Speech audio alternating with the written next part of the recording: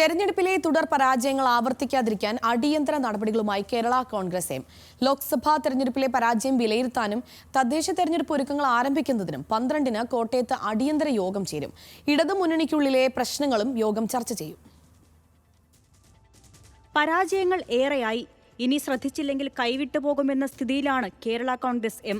ലോക്സഭാ തെരഞ്ഞെടുപ്പിലെ പരാജയ കാരണങ്ങൾ വിലയിരുത്തുന്നതിനും ആവശ്യമായ തിരുത്തലുകൾ ചർച്ച ചെയ്യുന്നതിനുമാണ് പാർട്ടി നേതൃത്വം 12-ന് അടിയന്തര യോഗം വിളിച്ചിരിക്കുന്നത്. സ്വന്തം ബൂത്തുകളിലേതുൾപ്പെടെയുള്ള വോട്ടിംഗ് നിലയുമായി അവലോകനത്തിനെത്താനാണ് നേതാക്കൾക്ക് നിർദ്ദേശം. മണ്ഡലം പ്രസിഡന്റുമാരും ജില്ലാ ഭാരവാഹികളും യോഗത്തിൽ പങ്കെടുക്കും.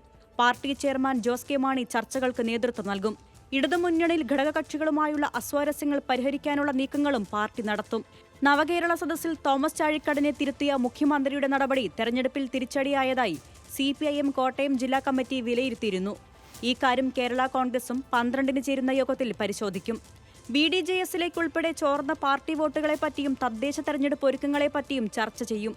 തദ്ദേശ ഭരണ സ്ഥാപനങ്ങളിലേക്ക് കഴിഞ്ഞ തവണ മത്സരിച്ച സീറ്റുകൾ, ഇത്തവണ മത്സരിക്കാൻ ഉദ്ദേശിക്കുന്ന സീറ്റുകളുടെ എണ്ണം, വിജയസാധ്യതയുള്ളവരുടെ പേരുകൾ എന്നിവ തയ്യാറാക്കാൻ മണ്ഡലം പ്രസിഡന്റുമാർക്ക് നിർദ്ദേശം നൽകിയിട്ടുണ്ട്. ന്യൂസ് മലയാളം, കോട്ടയം.